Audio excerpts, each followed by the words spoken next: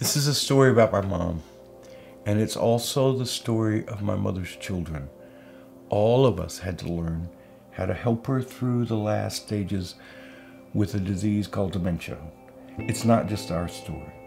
It's the story of a lot of people who go through this in their own lives. And this is how it began. So my brothers and sister all came to town.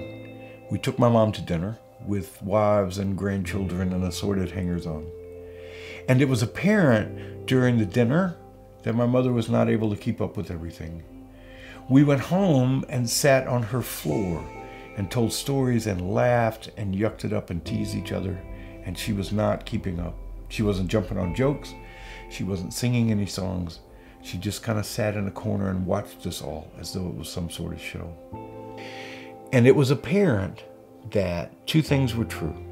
The four of us, her children, had fallen in love with each other again and were willing to hold each other's hands while we helped our mom through this last part of her life.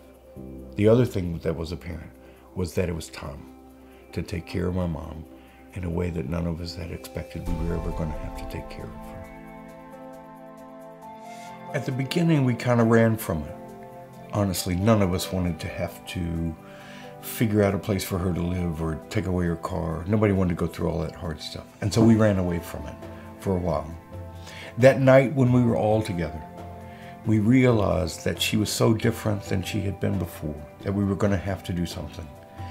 And so we decided there was something about the four of us being together that made us feel as though we could hold each other's hands and help do this together.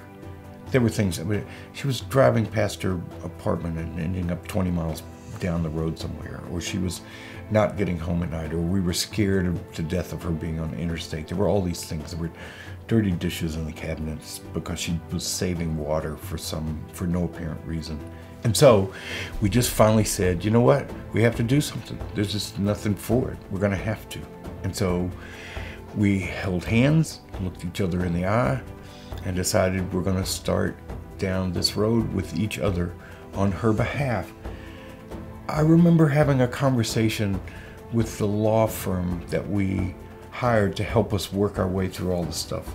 And I remember saying to the people there, I only have this one mom, and I'm going to do my best to see if I can figure out a way to take care of her through this long next dark stage in her life.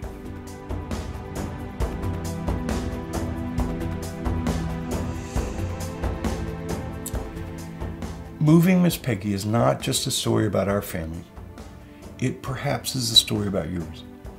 Our hope in telling the story is not that you would know us, but that perhaps you would see some bit of light in your own story if you have parents who are going through this. I hope you don't. It's an awful thing. But if you do, then our hope is that our telling our story will help you begin to go and do the work to take care of your folks in the way that you should take care of them. That's the best thing. This is the story of Moving Miss Peggy.